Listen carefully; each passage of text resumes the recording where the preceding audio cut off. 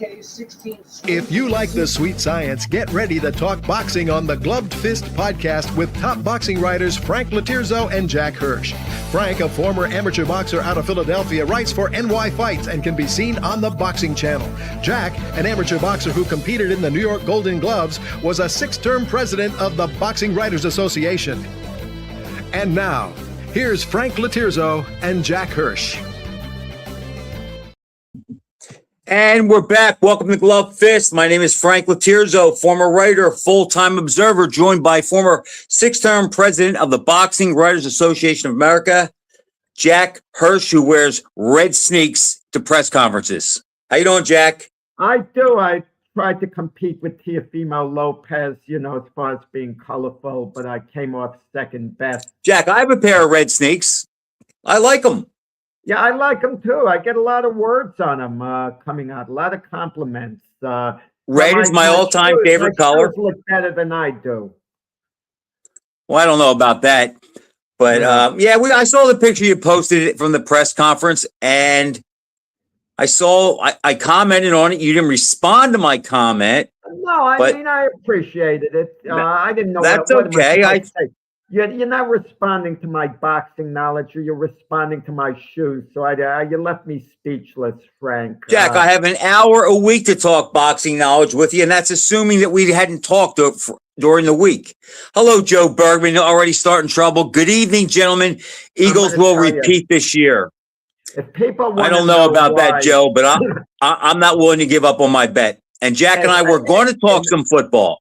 Yeah, if people want to know out there why Frank is in such a good mood, it's directly related to him being a fan of the hottest team in the NFL, the Miami Dolphins, who've been the best team in the NFL the past month. Now, what I want to do, Frank, not only the Dolphins, some other teams for fun, if we had to compare a team to a fighter, you joked around once a while ago when the Dolphins are losing, and you compared. I said Joe Hip. That was a joke. No. Now it's my turn to compare the Dolphins to someone.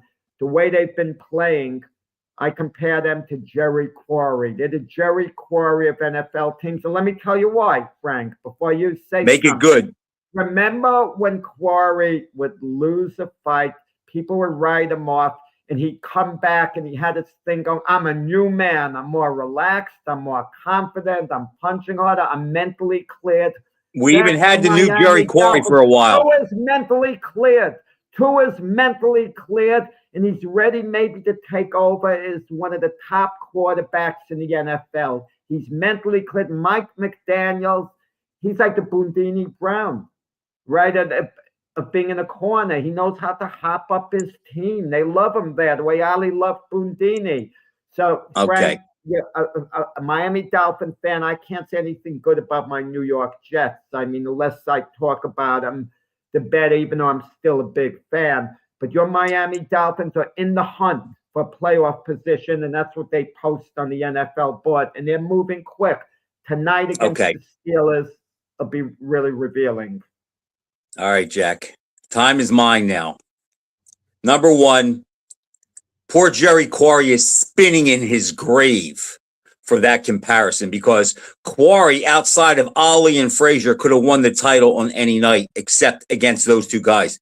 The Dolphins are barely the 10th best team in the AFC. They play tonight. And I was telling you before the show, here's a great trend, how you know they're going to lose and eliminate themselves tonight. Number one, it's in December. The Dolphins have a terrible December record. Number two, it's on the road.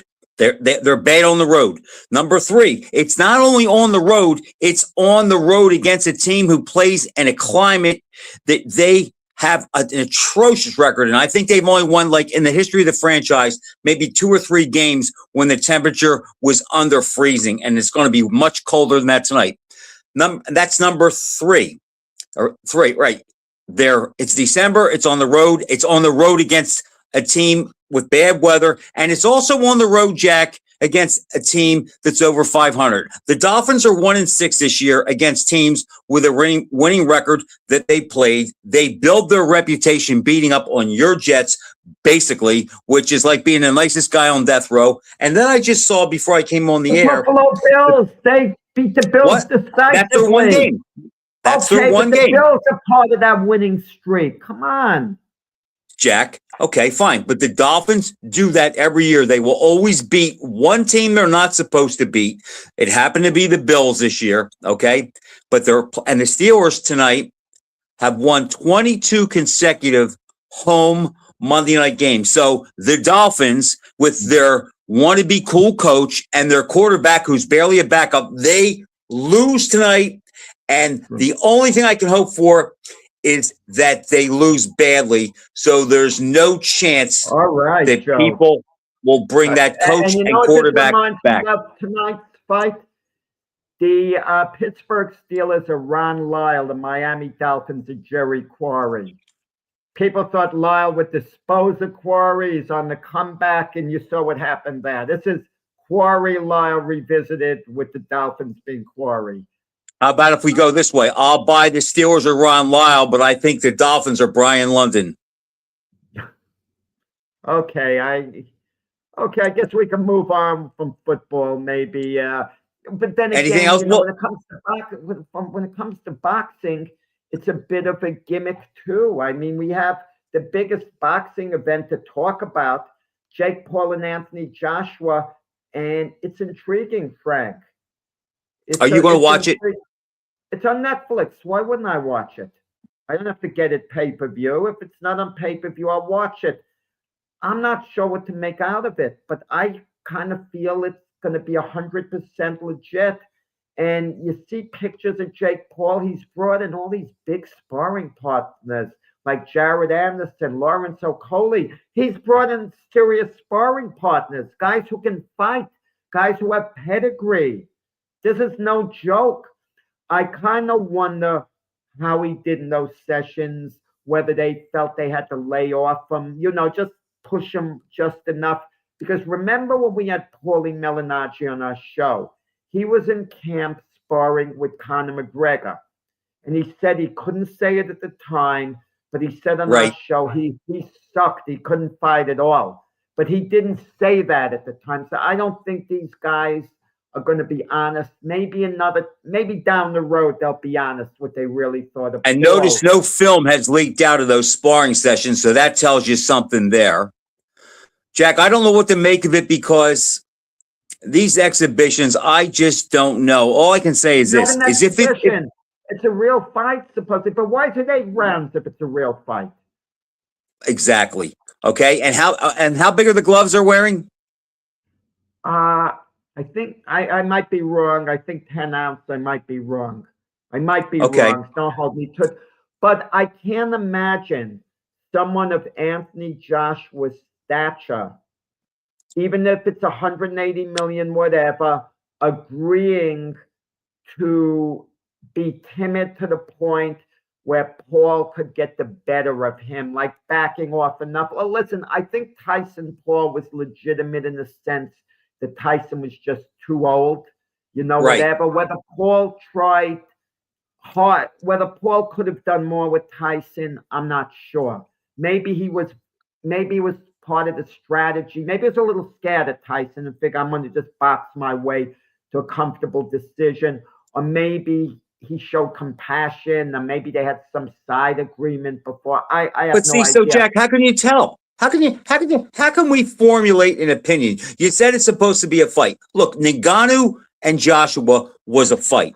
I'm not convinced this is, and I did see something today where it was written in the contract that Joshua can't go all out. Do I know that that's true or not? I don't know. And the thing is, I really don't know. The only thing I can say is this. If Joshua goes out Jake Paul like he did Francis Ngannou, it should not go past the first round.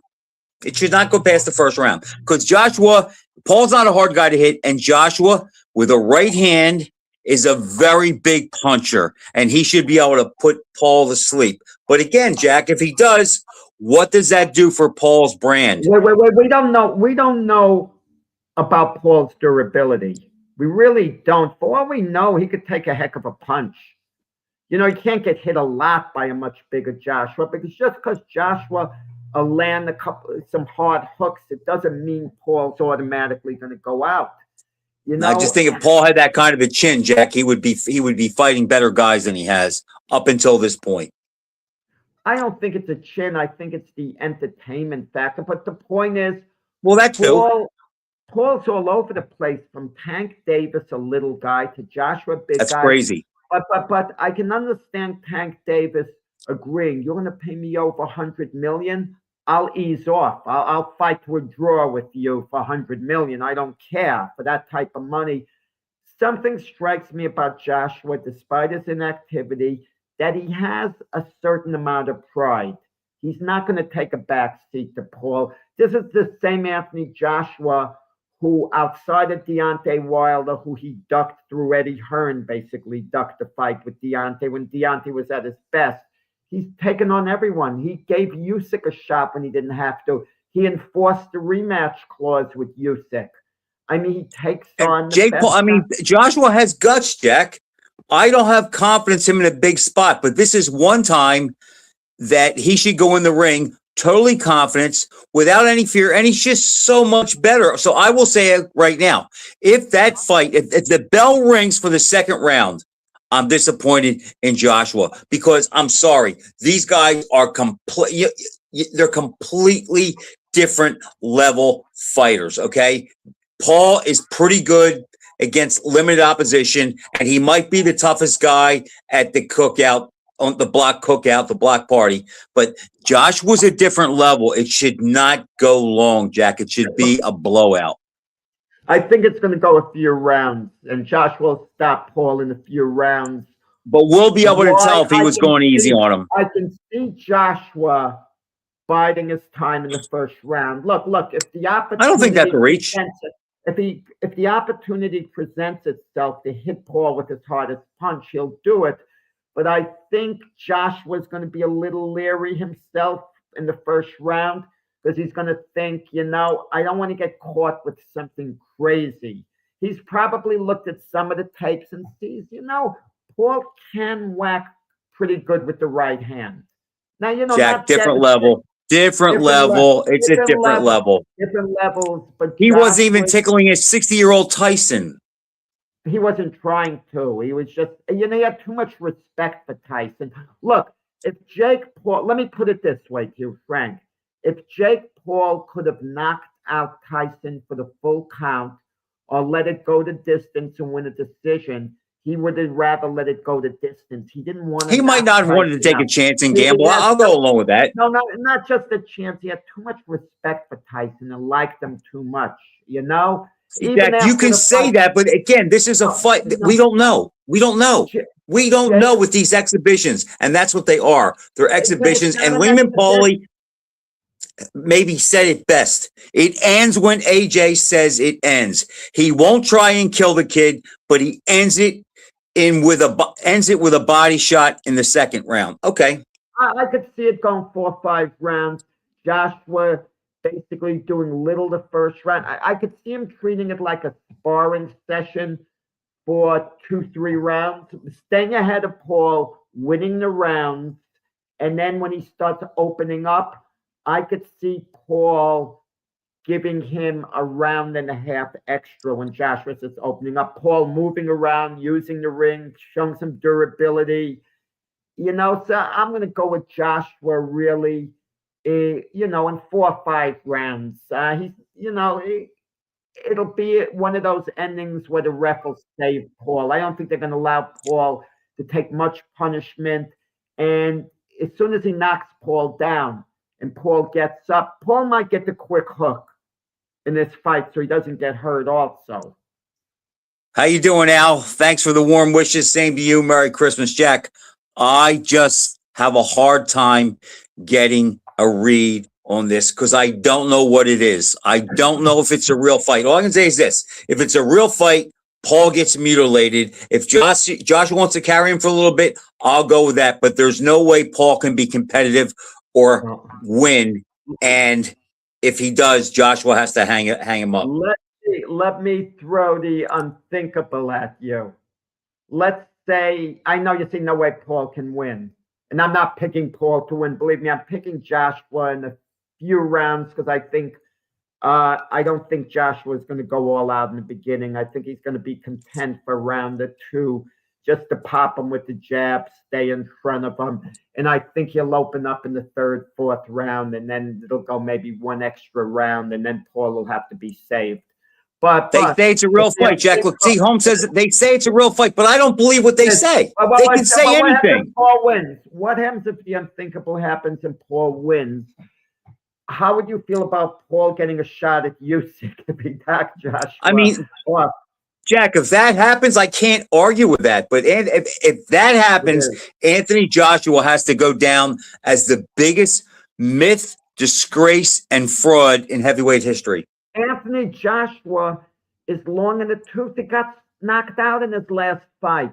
He's coming off a knockout loss. But Dubois is a real fighter, Jack, and he's a heavyweight, and we know he can punch.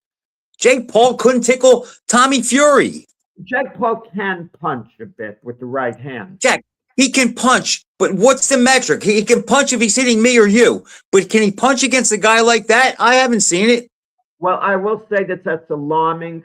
Looking at the picture of Paul next to the heavyweights, I don't care how much weight he put on. He looked like a little guy next to sparring partners, and he looked fatigued. I mean, I give Paul virtually no chance. And the reason I use the word virtually is because I think at this stage in his career, Joshua is a businessman more than a fighter. He only will fight once in a while, just look for the big money. He's not, I think Paul at this stage of his career is more of a dedicated fighter than Joshua is. How about that? More dedication for Paul. But Jack, it shouldn't make a difference because one guy was a legit world-class fighter. I don't know how much of that guy remains, but the other guy's not. 4 rounds. Joshua stops him in 4 rounds. That'll be my prediction.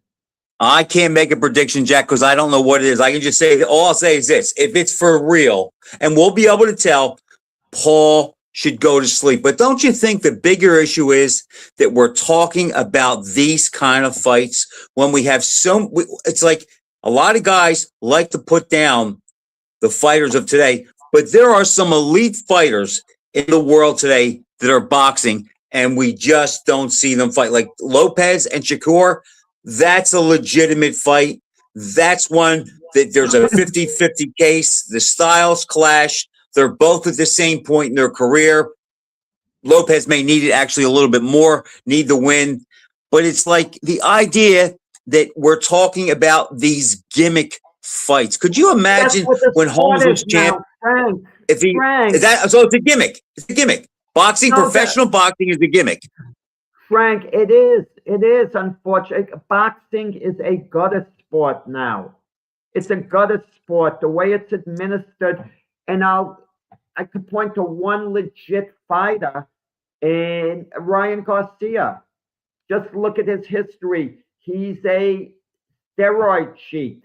Didn't make the weight.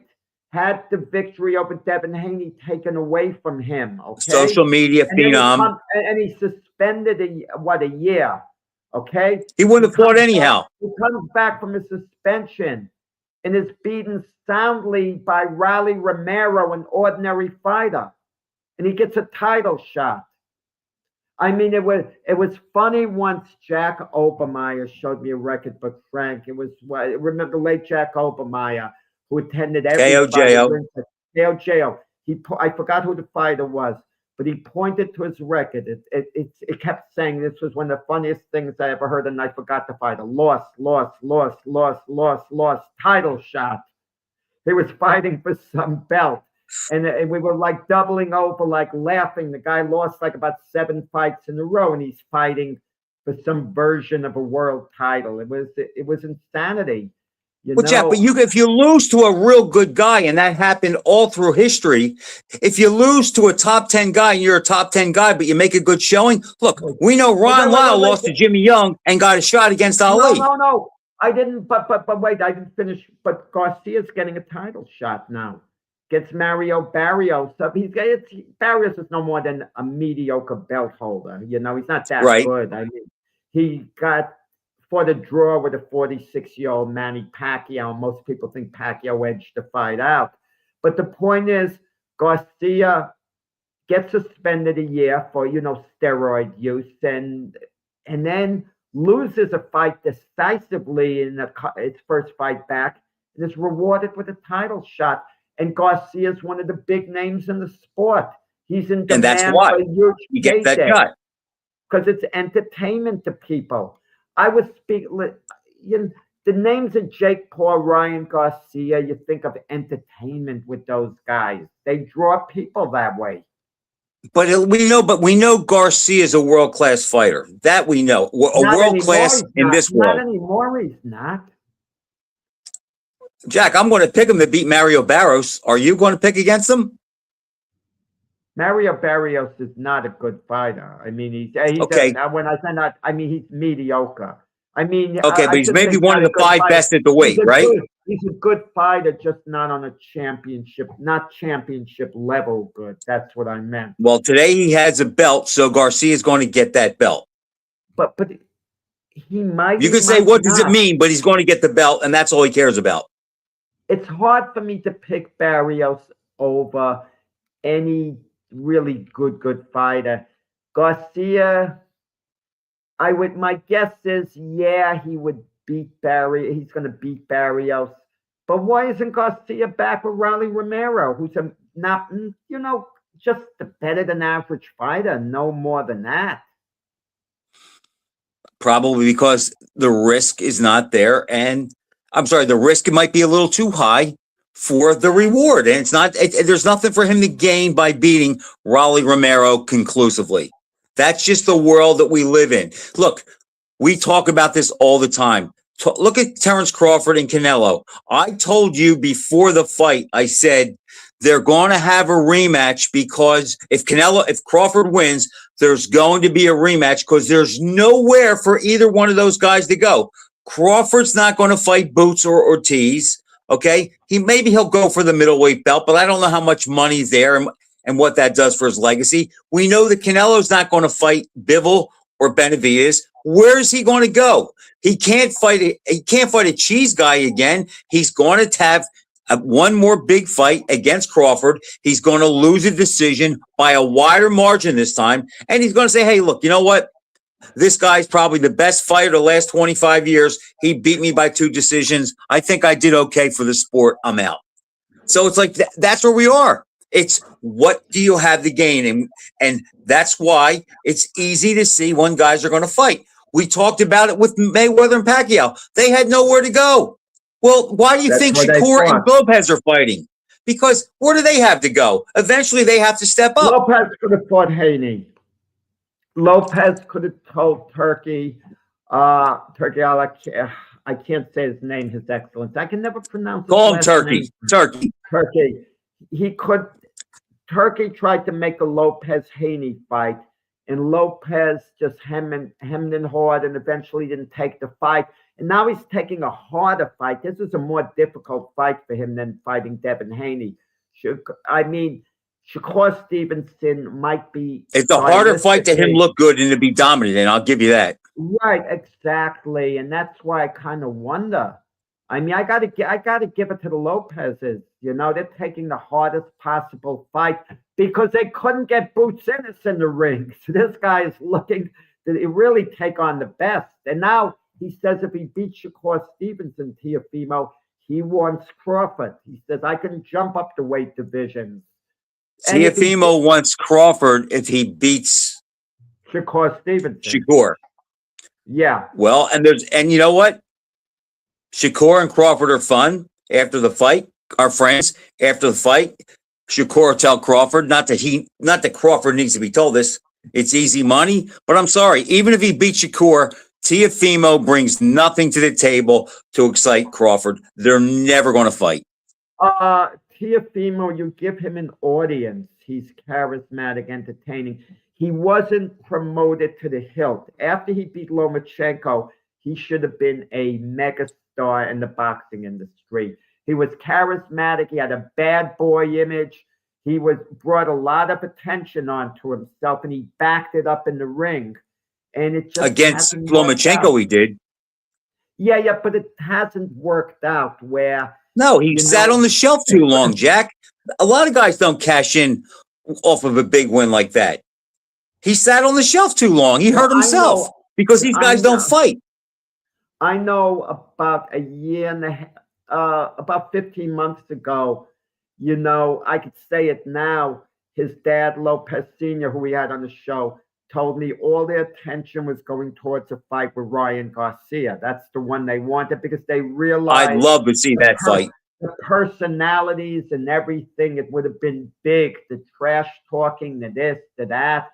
But I'll tell you, there hasn't been much trash talking with Teofimo and Shakur. Shakur saying, "What's wrong with you, Tio? I mean, I want to see you be yourself. Talk nasty to me, and now you've been too nice." And Lopez All is right, kind of Jack. calm about it. These guys, and I hope Lehman Paulie is still on. And Little Holmes, we have a Lyndon Paulie knows how to pick fights. Not that Joe Bergman doesn't. Joe's good too. But Lyndon Paulie knows how to pick fights. Yeah, Lyndon Paulie. Does getting the right count?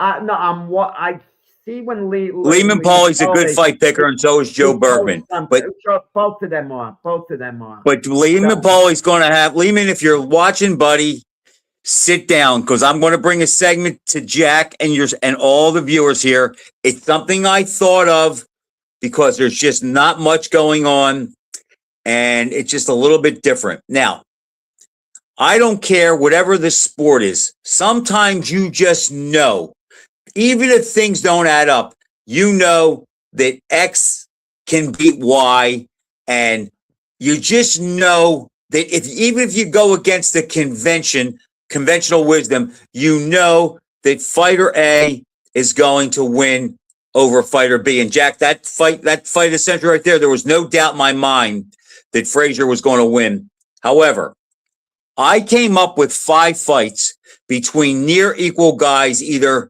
near greats or all-time greats, that there's nothing on this earth that could change my mind about who wins the fight. So I'm going to give you my first one, and then I want you to give me yours. You give me one, and then I'll give you another one. You muted yourself, Jack. You muted yourself. Yeah. I haven't had a chance to prepare, but it's not a big deal. Guys, no. I'm going to do this, Frank. But both of them are at their absolute best in their primes. Do we agree? I'm going to give you my example, and once I give you my first example, you'll know exactly how to go about it. Okay? Sure. Okay. Now, we've talked about this one a lot, and I think most people are in line with me, but I don't care because there's no doubt in my mind.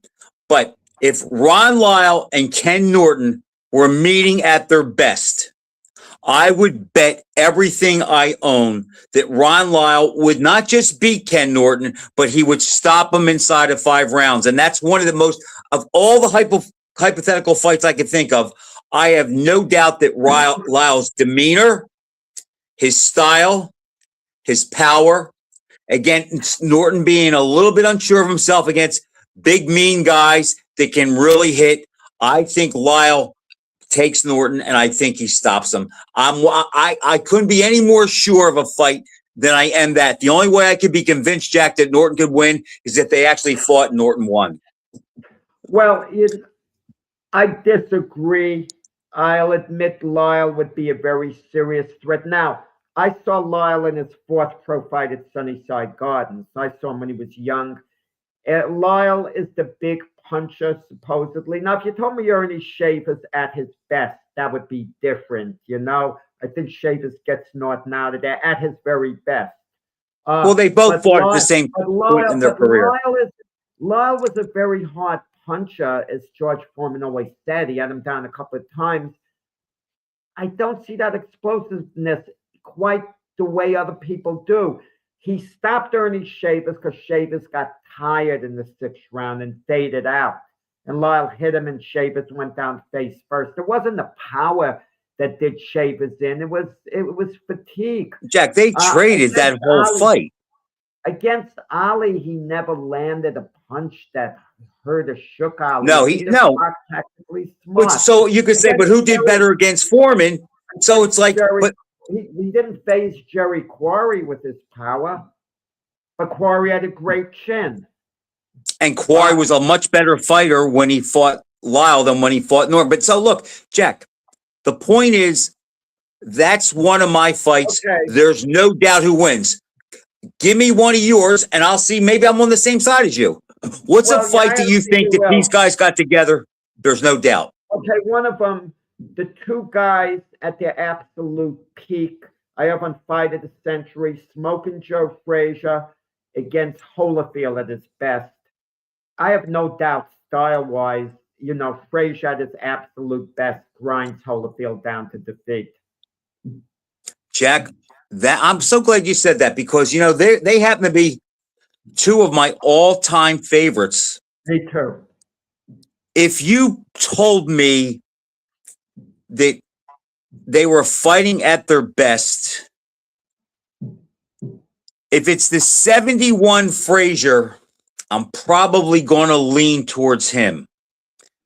But if it's not the 71 Frazier, maybe Frazier between 69 and 71 versus Holyfield 90 to 93. Frazier, the first Ellis fight and the Ali fight. Put it that way. Okay. Jack, if you put a gun to my head, I would take Frazier, but I wouldn't bet on it. But that's one where why are you so, what is it about that fight that you're so certain that Holyfield would win? is picking Frazier on points, but I don't see Holyfield being able to go the full 15 rounds against that Frazier. So that's what it is. That's why you're convinced Frazier would win that fight.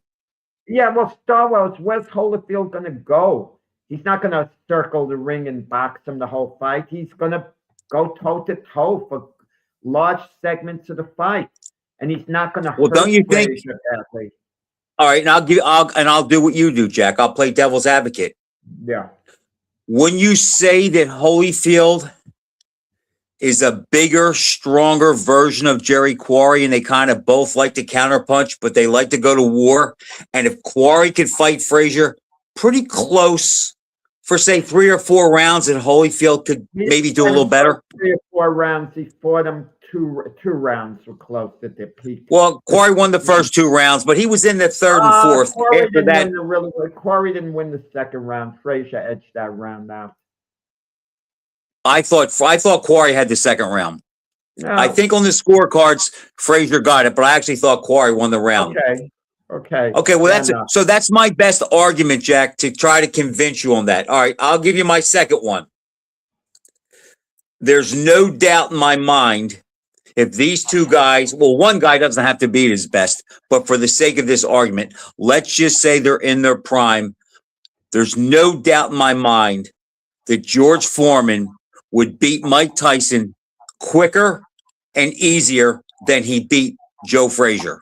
So you give me Tyson of Spinks and Foreman of the first Frazier fight, Jack, you couldn't convince me. He knocked him down 6 times in the first 2 rounds. He would have to knock Tyson down 6 times. 2 times and it would be over. Okay, I mean, I think it would be a tougher fight, and I think Tyson would represent a much greater threat than that version of Frazier. Tyson really a far more explosive puncher than Frazier.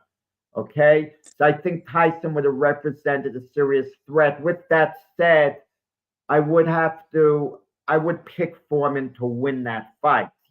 Style-wise, everything involved. But I'm not dismissing it all. Easy work. It's straightforward, no doubt about it. I mean, yeah. See, I don't think Tyson wins 30 seconds of that fight. All right, give me one, Jack. Tyson and Larry Holmes, style-wise, they could fight 10 times. Holmes in his prime at his best never beats Tyson at his best.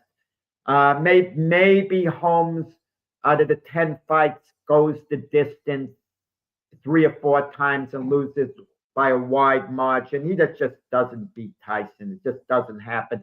Not the best of Mike Tyson. Not the Tyson that actually beat an older version of Holmes. Now, it's easy to say Holmes was diminished. Look what Holmes did after that loss to Tyson. He was highly competitive with Holyfield, Oliver McCall, beat Ray Mercer. Tyson beat a good version of Larry Holmes, not a peak version of Larry Holmes because he was older, but it was still a good version who he Okay. obliterated him. And my counter argument to that would be Holmes was 38. What do you think would happen if the Holmes that fought the Tyson who was 37 when he fought Kevin McBride? Who'd win that fight? The fighters age differently. I'm going to put it, I could give you an example. Do you think for 1 second the Holmes that struggled with Jerry Cooney could have beaten Mike Tyson? And that was a peak Larry Holmes. And that's an untested Jerry Cooney, whose whole career is based, in large part on that fight. Jack, from what I saw of Larry Holmes against Cooney and what I saw Buster Douglas do to prime Tyson, I'm sorry. I'll say this. I think Tyson has the style to give Holmes trouble. But if you told me they're both at their best, you give me Holmes from Cooney and Tyson against Spinks or Tony Tubbs or whatever, I disagree with you. I'm taking Holmes. Mm-hmm. All right, I'm going to go for my third one. And I have 5. This one, Jack, I know that I'm in the minority, but I don't care. David Tua would mutilate Mike Tyson because I hear all these guys talk about, well, Tyson has better hand speed and he's a better boxer. Yes, and he's actually a better fighter.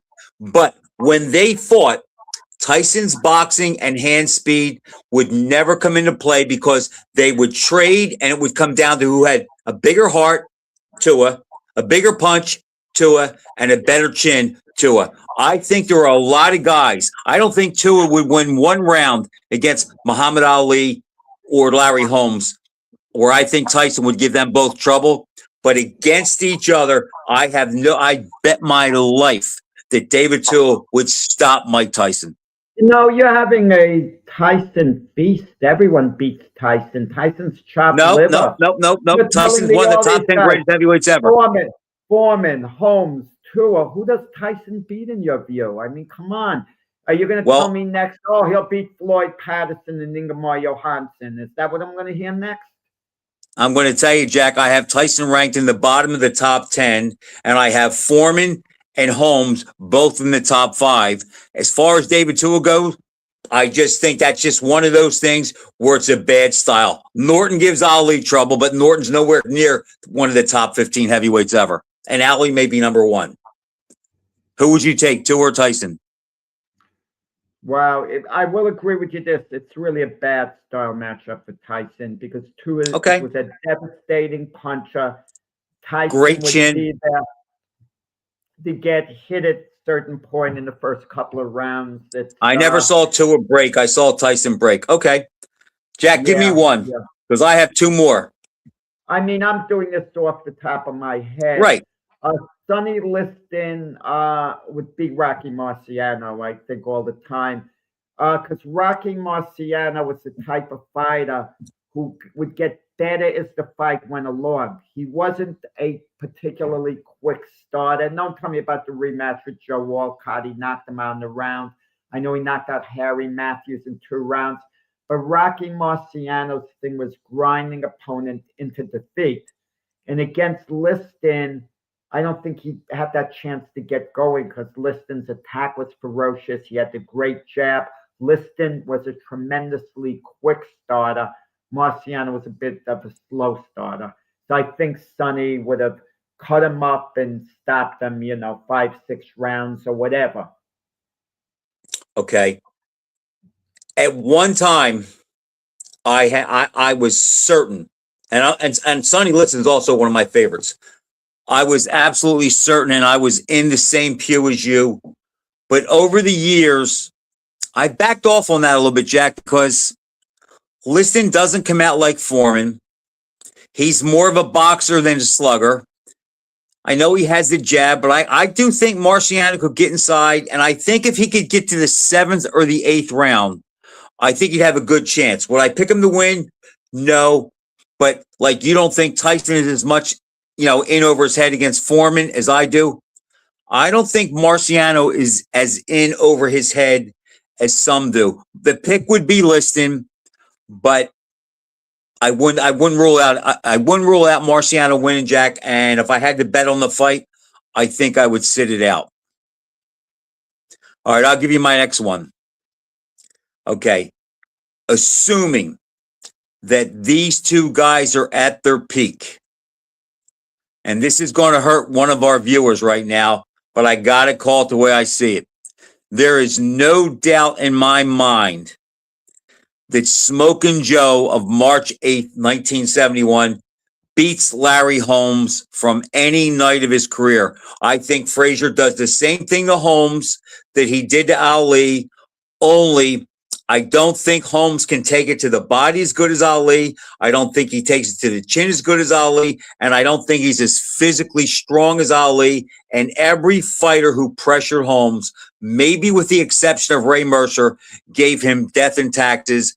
I think Joe gets under that jab, bangs him to the body, and by the 9th round, Holmes is slow to a walk. And I think Frazier either stops him late or Holmes hangs on to win, to lose a decision. And one more thing. Some people will say, well, Holmes has a better jab than Ali. Holmes has a straighter jab than Ali, and it's a little harder. But Ali's jab had more variance and was harder to slip and get under. I think Frazier takes that jab away, and I think Smoke from 69 to 71 beats any version of Larry Holmes. But historically, I have Holmes ranked a little higher. You know, a weird thing is that Holmes was a chief sparring partner for both guys when he was a young fighter. And when Holmes became a great champion, established, and even after he retired, he had this thing about Ali. He liked Ali. Ali was his friend, but he'd always say, you know, he could have beaten Ali, the best version of Ali. But if they'd ask him, could you have beaten the best version of Joe Frazier? Holmes's attitude was, he'd say, wow, that would be a tough fight. He wouldn't want to ever say he could beat Joe because he liked Joe more. For some reason, he said it best, Holmes. He says, if Ali needs me for anything, I'll be there in a minute. If Frazier needs me for anything, I'll be there in a second. That was his way of putting it. But and Jack, I'm going to tell you why I think Holmes said that. Because first of all, Holmes was a little further along. He worked with Frazier in 72 to 74, and then he went with Ali late 74 to maybe early 76. The other thing is Frazier would spar and train like he fought. He would be all out trying to kill you. Where Ali wasn't always the best guy in the gym and didn't try to beat you up or work you over. So I could see why he would, reverting back saying like Joe might be the tougher night. But I just think it's a style thing. I think pressure guys give Holmes trouble, and I think Frazier was the best at that. All right, give me one. I'm going back a ways to the biggest hypothetical matchup, arguably in boxing history, that no one talks about anymore because it's. Wait, let me see if I can guess it. Heavyweight? Yeah. Heavyweight? You'll guess it. Jeffries and Johnson? No. I'm surprised you missed it. Dempsey and Lewis.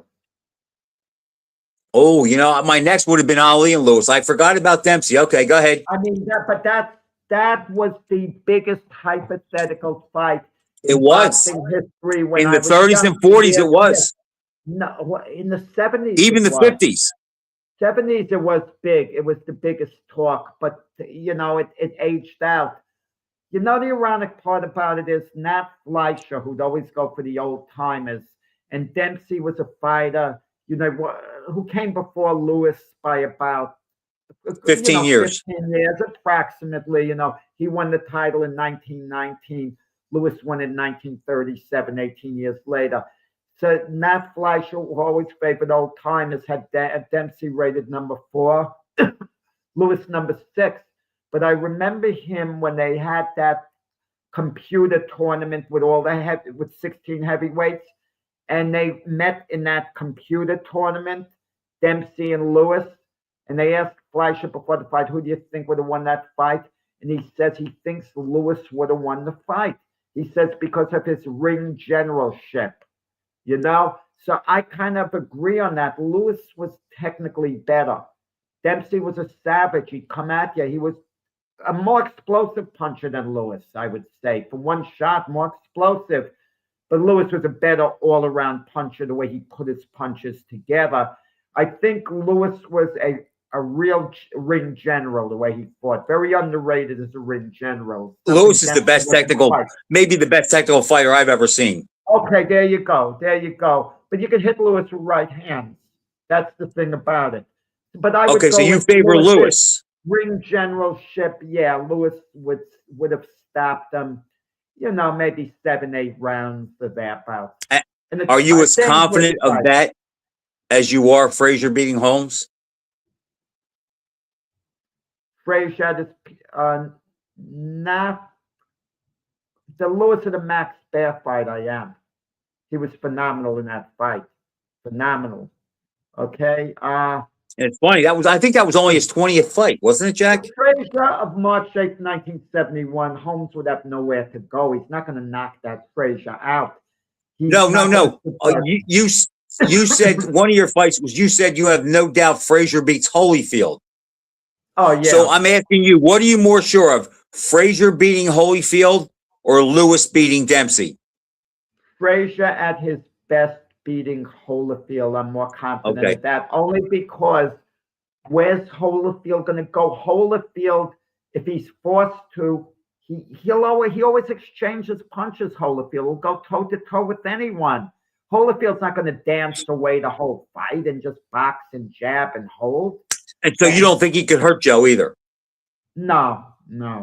I don't think so. No, Joe was unstoppable of the first Ellis fight and the first Ali fight. He was unstoppable. It would take a George Foreman or Sonny Liston type, you know, to maybe undo Frazier, you know. To slow him down. You got to hurt Frazier. You got to hurt him before he gets inside. I'm not sure Holyfield is that guy. I'm not sure that Liston could have done it, but maybe he could have. As far as Lewis and Dempsey, I've always said that Joe Louis and George Foreman were the two most dangerous guys to attack, to carry the fight to. You take the fight to them, they don't have to look for you. Foreman with that brutal power in either hand and that monster strength, and Lewis with those precision uppercuts and hooks and chopping right hands. So I think taking the fight to Lewis is basically suicide.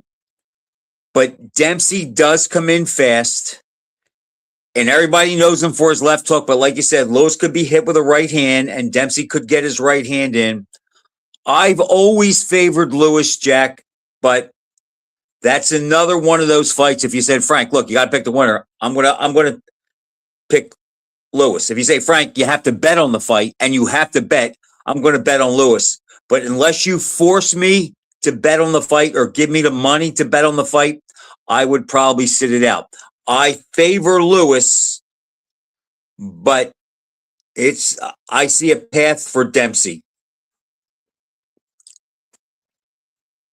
Yeah, I definitely see a path for Dempsey. I mean, there's no doubt about that. I mean, but you know, I think Lewis would. Yeah, if they fought 10 times, Lewis wouldn't win all 10. How about that? Okay, I'm not sure I agree, but I can definitely see that. All right, Jack, my fifth one, Joe Bergman.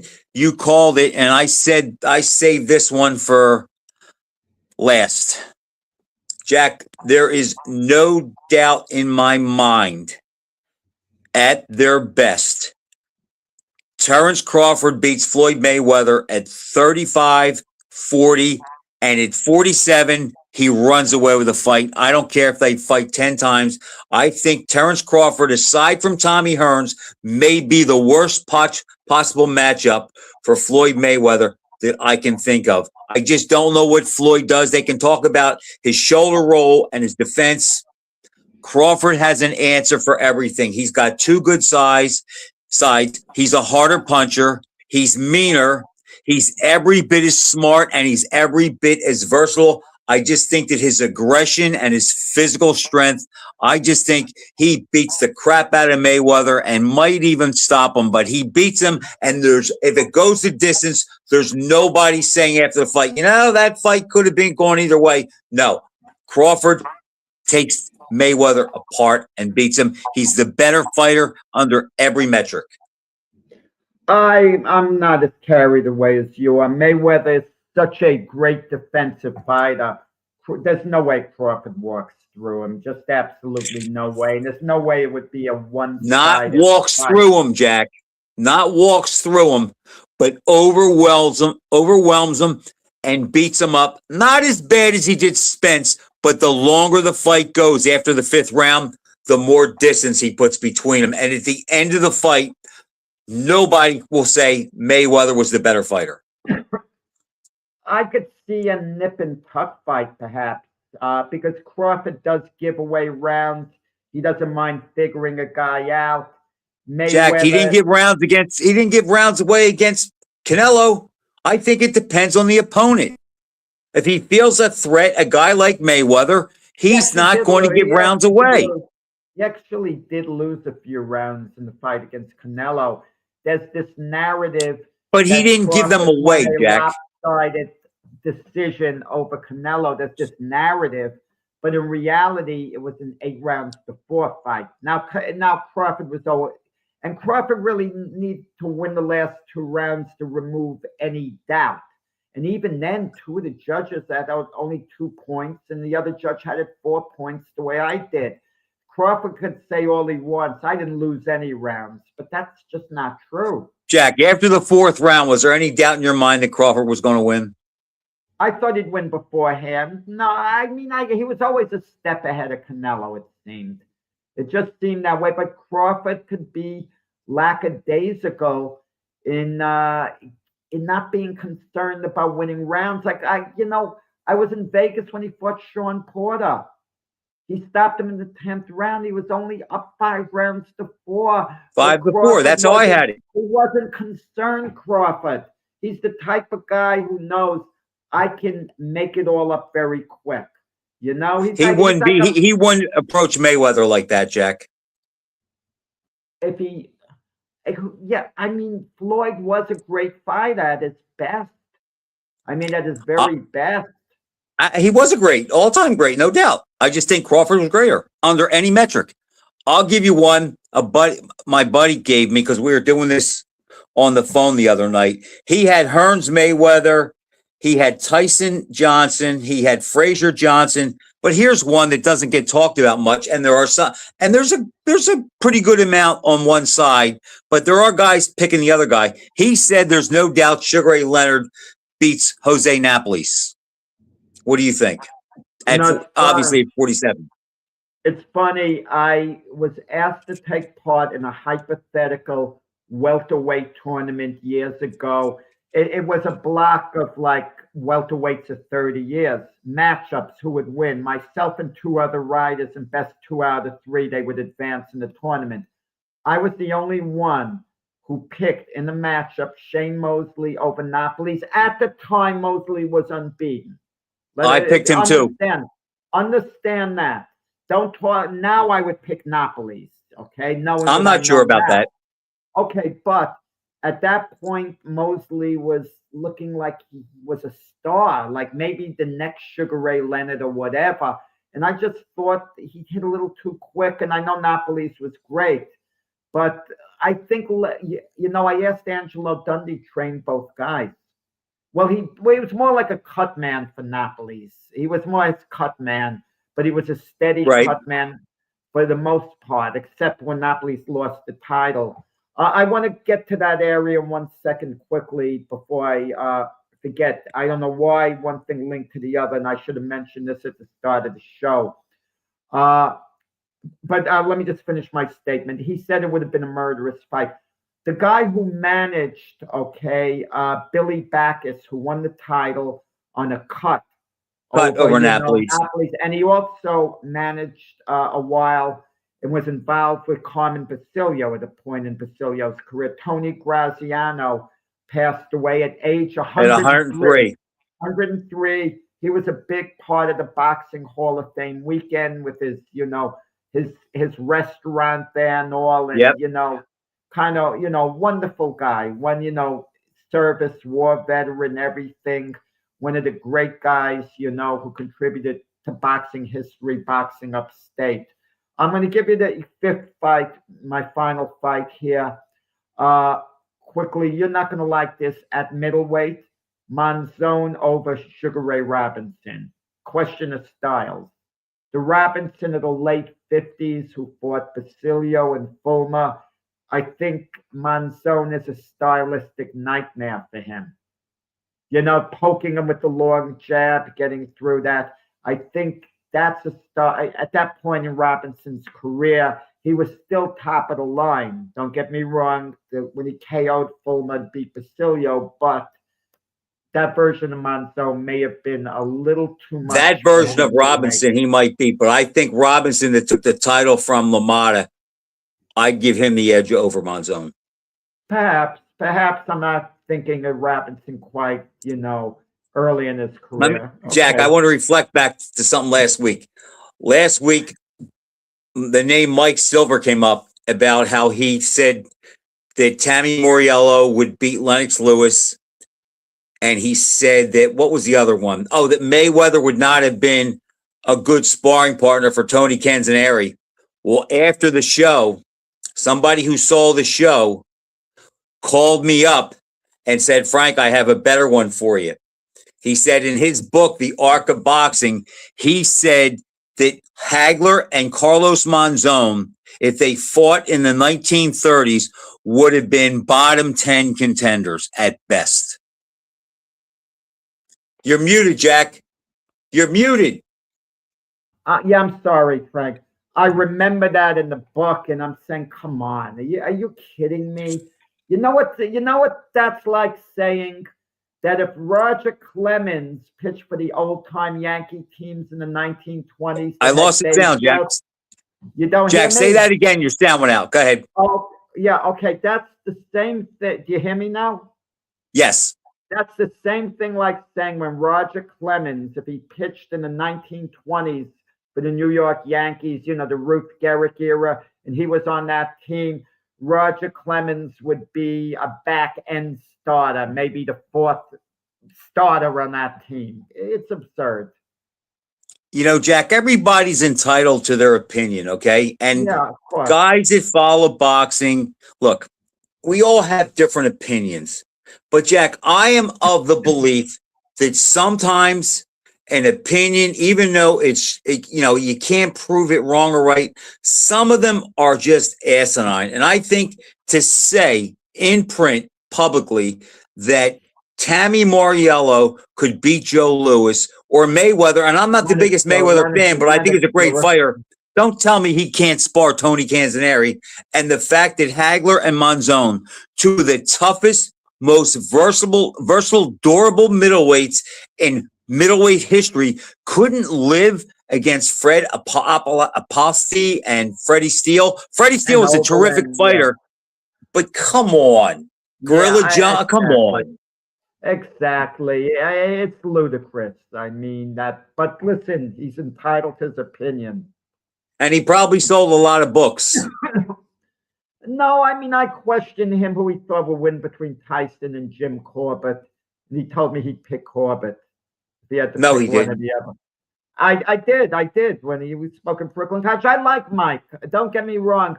Mike has his theory. He has his beliefs. And, he's And some of them are wacky. I feel that way. But listen, a guy like Russell Peltz would probably agree with most of what Mike's writing about. There's no way Russell Peltz would say Tammy Moriello could beat Lennox Lewis. He would not say Mayweather couldn't spar Canzaneri, and he would not say Hagler and Monzon couldn't hang in the 1930s. We have less than a minute. Give me just a quick score on tonight's game, Dolphins Steelers, before we go off. Dolphins lose by 10. I don't know what the score will be. Tua will probably play catch with the defensive backs on the Steelers. What else we have? Jack, who wins the Alabama-Oklahoma game Friday night? Oklahoma. All right, I agree. I agree with that. And next weekend we do have the college playoffs. I think the favorites are going to win. Yeah, it'll come down. I think Ohio State when all is said and done. I agree with Well, you. and I think they're going to beat Indiana in the final. Oh, yeah, that makes a ton of sense. Absolutely. All right, Jack. Okay. Great show. Everybody, thanks for watching, and we'll see you next week.